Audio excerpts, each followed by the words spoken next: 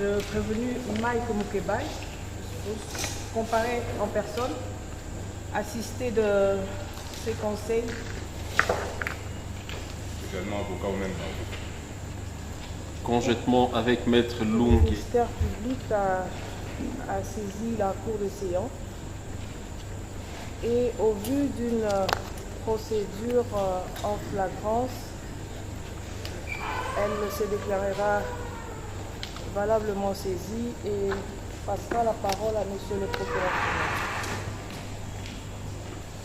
Une affaire certes venue du parquet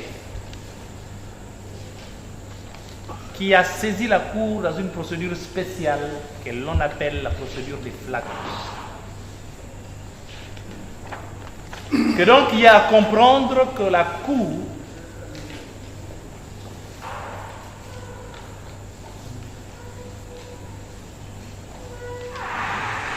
reçoit un dossier saisi par le parquet sur base de l'ordonnance 78-001 du 24 février 1978 relatif à la répression des infractions flagrantes. Ce pourquoi, au vu de fait, lorsque le parquet a été saisi, ayant pris résolution de faire application de cette procédure, celle de flagrance, voulue et créée par la loi que nous avions précitée, la seule lettre de transmission a suffi pour que la Cour se dise valablement saisie. Qu'est-ce qui est mis à sa charge? Oh oui, plusieurs faits.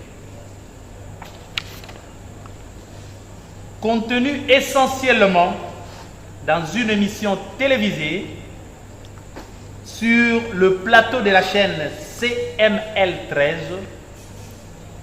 émission qui s'est déroulée le 20 mai 2023. Que dans cette émission, le propos débité par le prévenu en constitue lecture et analyse de droit faite, les incriminations telles que retenues, à savoir la haine tribale, des imputations dommageables, l'offense au chef de l'État,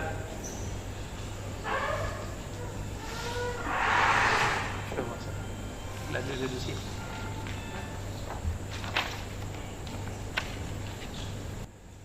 Et le faux bruit. Voilà les incriminations retenues à charge du prévenu et que la Cour devra analyser pour qu'on arrive à sa condamnation. Si nous avons dit et vous remercie. Kosso Mike. Vous êtes né où? Je suis né à Kinshasa le 1er avril 1966. Votre père? Mpanya Mukebai, En vie? en député. National, provincial? Député provincial. Député provincial. Votre adresse? Avenue Boukama, numéro 205, commune de Lille. A suivi religieusement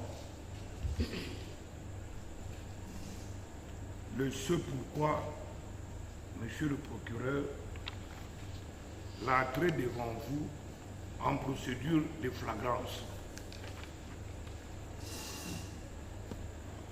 Monsieur le procureur vous dit que saisie des faits essentiellement contenus ou tenus lors d'une émission. Nous sommes respectueux des règles de procédure. Et en tant que tel, nous voudrions être rassurés.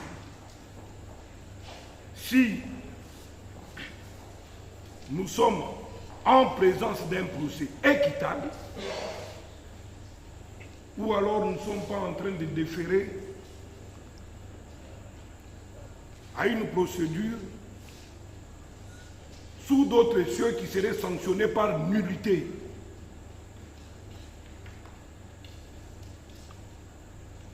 J'ai besoin de visualiser avec la cour d'entrée des jeux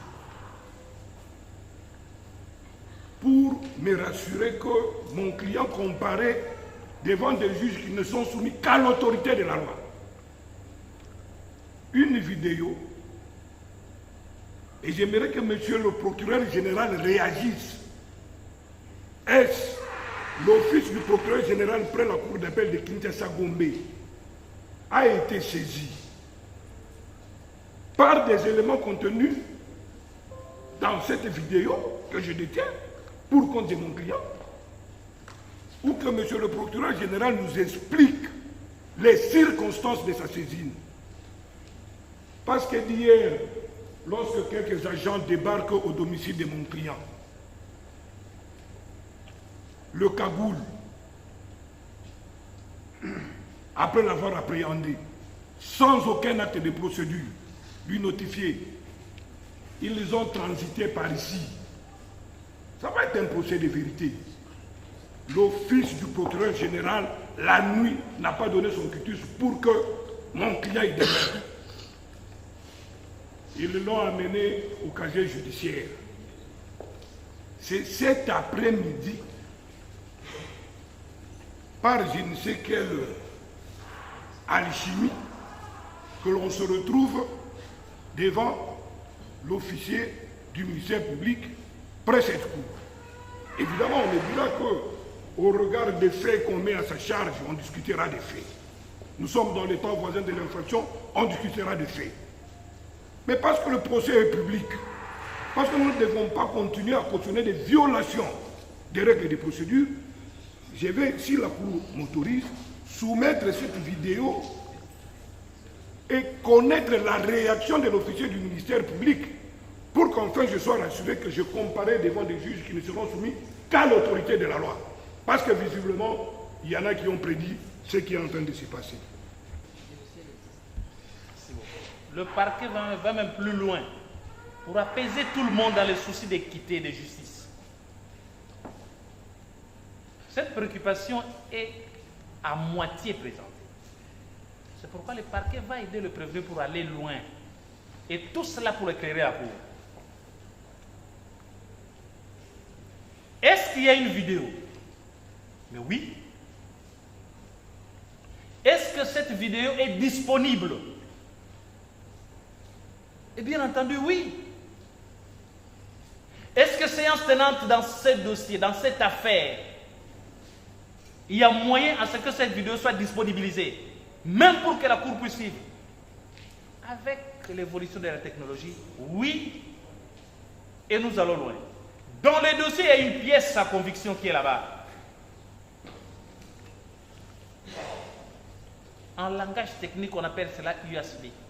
USB, c'est un flash capable de contenir la vidéo de question. C'est pourquoi nous calmons. Quant au souci du prévenu exprimé par son conseil,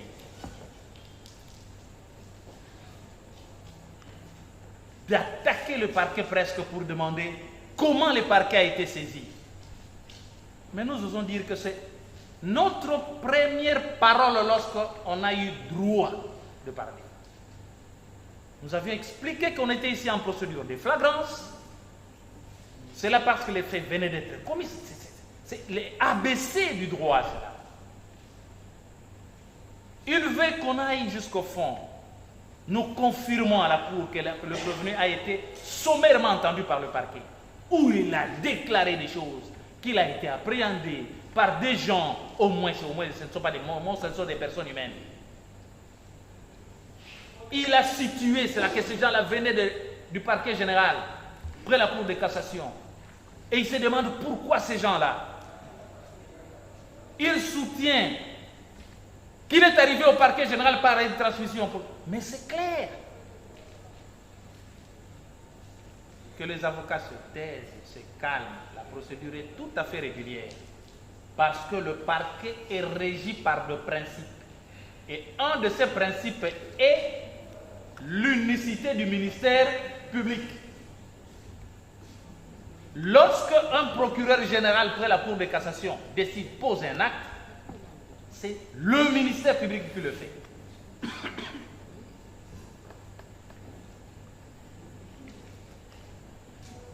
Le prévenu est député provincial, la Cour a eu la sagesse de l'identifier et il s'est présenté ici comme député provincial. Lorsqu'il a aussi été identifié, la Cour est allée jusqu'à situer son adresse. Mais il est à Lingwala ici. Pour toutes ces raisons, les plaideurs savent que lorsqu'on remplit toutes ces conditions-là, ce n'est pas dans une juridiction autre qu'il faudra la traire, mais plutôt à la cour d'appel de Kinshasa-Gombe. C'est ce qu'on a fait. En cette matière-là, rien à reprocher à la procédure. Vous avez dit que le ministère public est un. Mon client pose un problème. Je vais le faire pour que vous compreniez comment je me retrouve devant vous. J'ai été pris chez moi dimanche à 18h30, s'il vous plaît, hier. Nous sommes lundi aujourd'hui. Hier, 18h30, par des individus non identifiés, sans aucun mandat ni qualité. Ils m'ont pris devant le portail de ma parcelle. On laissait mes enfants traumatisés. Mon fils aîné a même pleuré, a dit, cette fois-ci, mon papa est pris par des criminels, c'est pas évident qu'il reviendra. Il a appelé mon frère Louis. Mon frère était dans le prétoire, il a appelé mon frère pour lui dire, papa a été pris par des criminels, je ne sais pas s'il reviendra. Ces gens sont venus à bord d'un Land Cruiser Toyota Land Cruiser, m'y ont embarqué de force, après m'avoir braqué. J'ai été contraint d'embarquer. Ils m'ont couché sur le parvis du véhicule. On commençait à me promener dans la ville et m'ont cagoulé.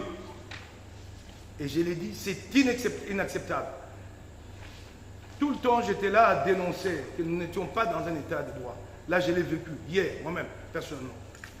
Cagoulé, comme je l'ai dit. Cagoulé et conduit, je ne sais où, sans aucun mandat. Ils ne m'ont rien brandi.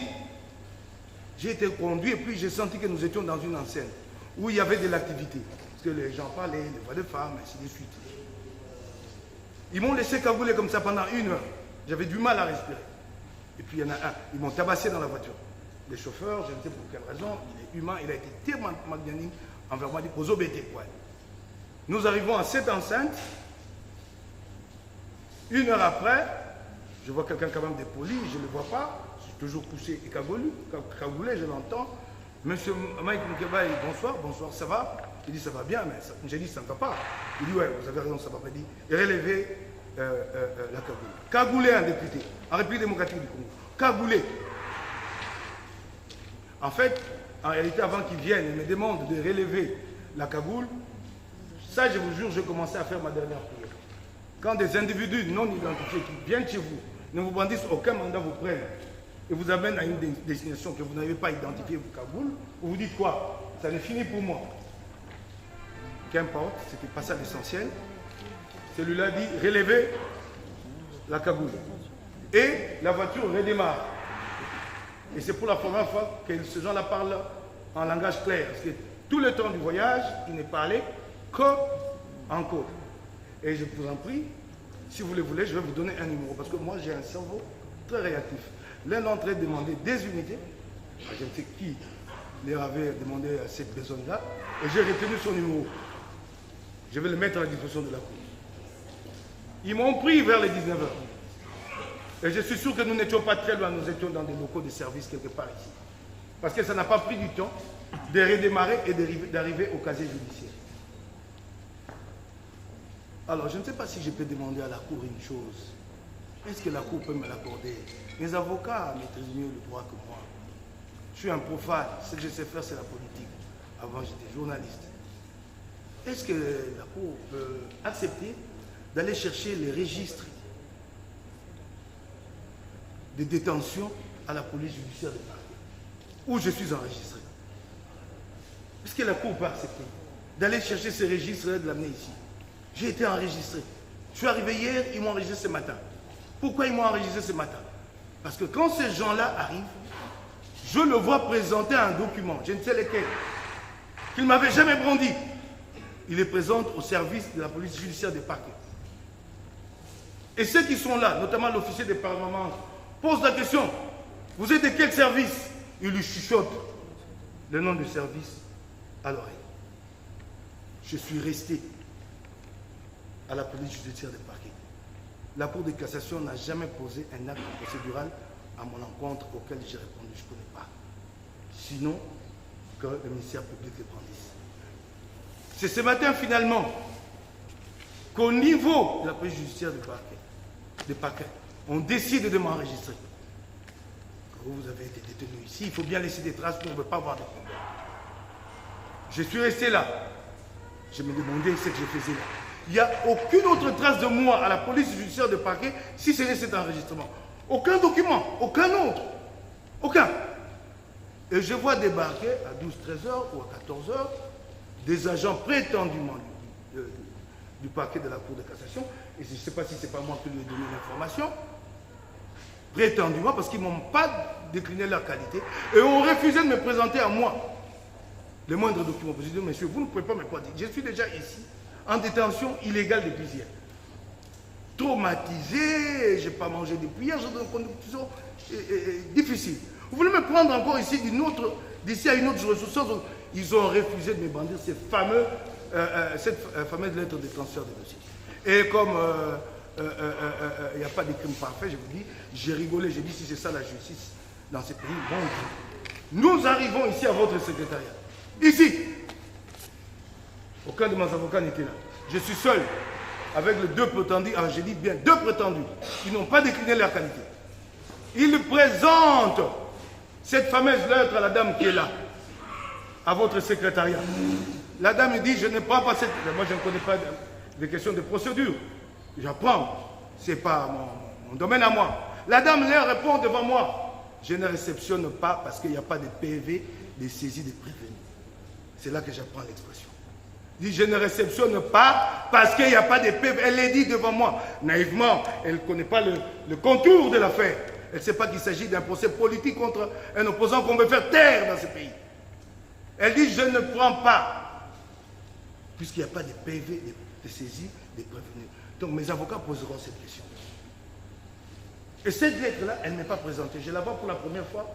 Et vous verrez bien, dans le PV, je lui dis, rassurez-moi que vous avez reçu cette lettre-là, parce qu'on ne me l'a pas présentée. Et c'est dit. Et c'est donc moi qui l'aide dans son travail. Maître, s'il vous plaît, votre conseil, par le biais de votre conseil, vous avez fait savoir à la Cour qu'il y avait des images à visualiser, mais la Cour tient à vous rappeler que les tenues est liée par les pièces qui sont versées au dossier. Dans le dossier, il y a une clé USB que la Cour aimerait elle aussi visualiser pour conduire l'instruction. Et elle aimerait utiliser son matériel. Donc la clé qui est au bureau, versée au dossier, l'ordinateur de la Cour et au vu de l'heure, l'instruction a commencé en retard.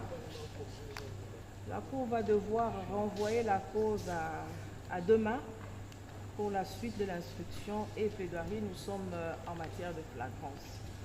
Entre-temps, la Cour placera le prévenu en détention jusque demain, jour où la Cour rendra sa décision.